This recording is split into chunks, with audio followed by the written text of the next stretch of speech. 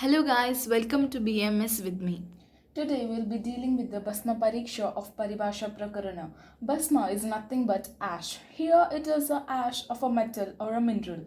Converting the metal into finest powder form is called as Bhasma.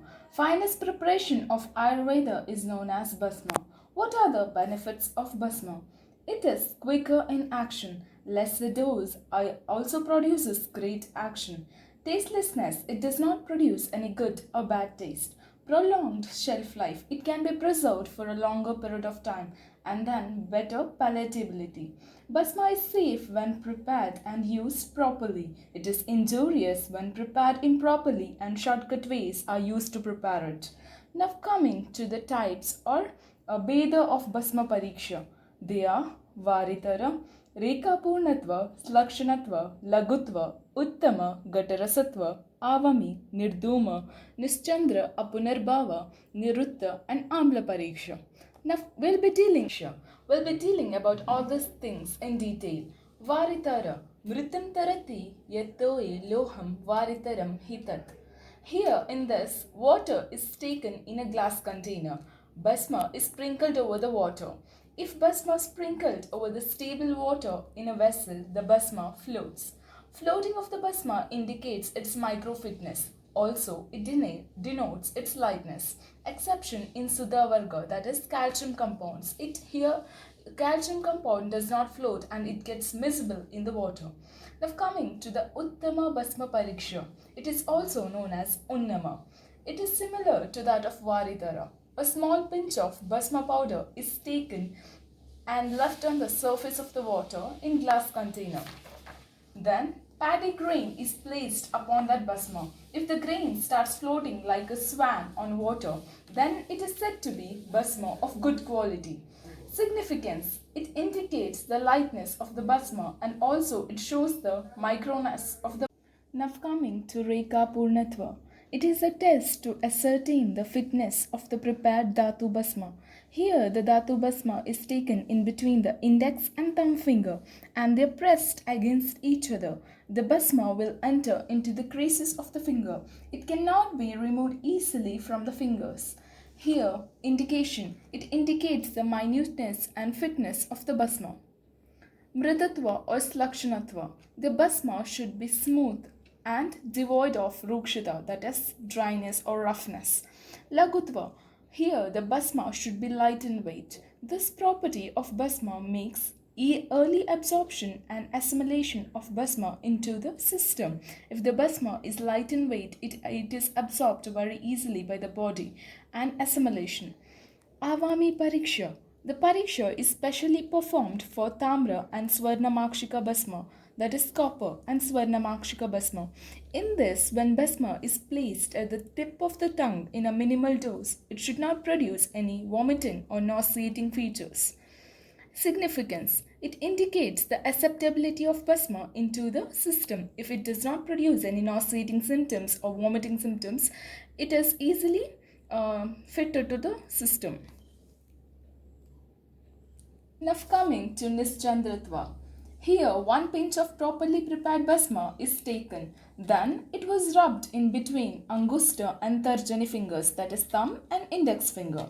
Then observe under sunlight if any shiny particles are seen.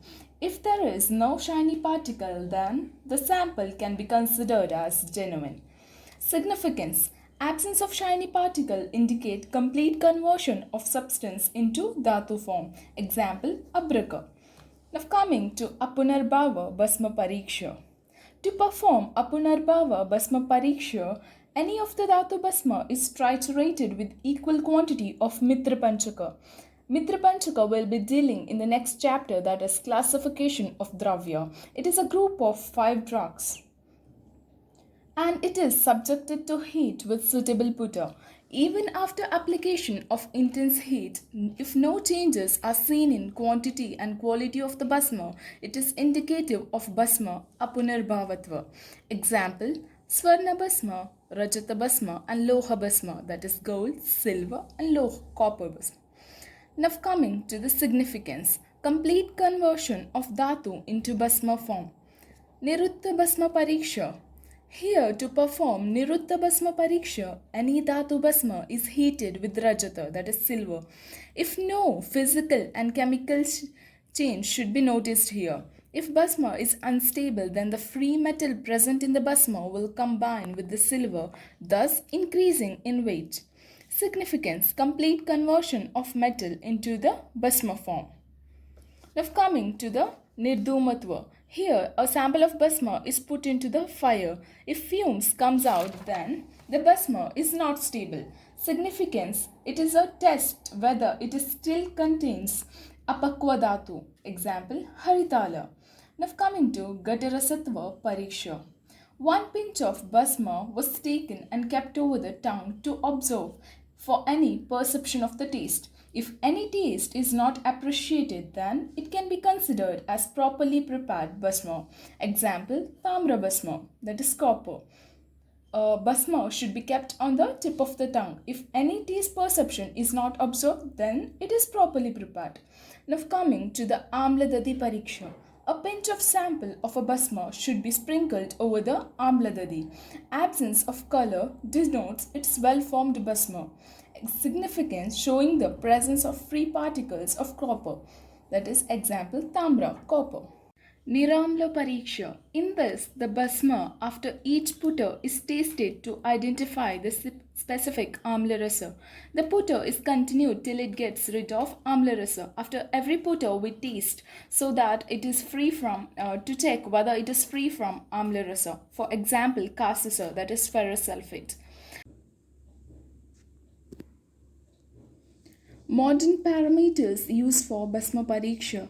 They are organoleptic, physical evaluation, qualitative analysis, quantitative or elemental analysis, particle size assessment.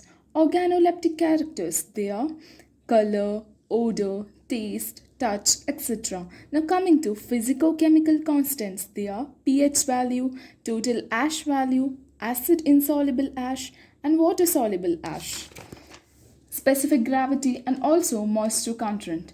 Modern parameters are EDX, that is energy dispersive X-ray analysis or scanning electron microscopy.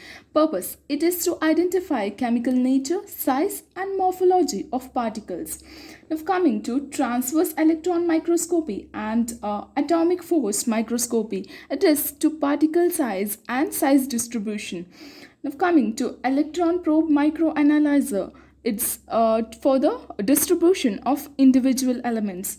Coming to X-ray diffraction, that is for the phase analysis, and for X-ray fluorescence or particle-induced X-ray emission, it is for bulk chemical analysis after making pellets and detecting metal elements. And electron spectroscopy for chemical analysis, it is for electronic nature and oxidation state of the metal. Thank you.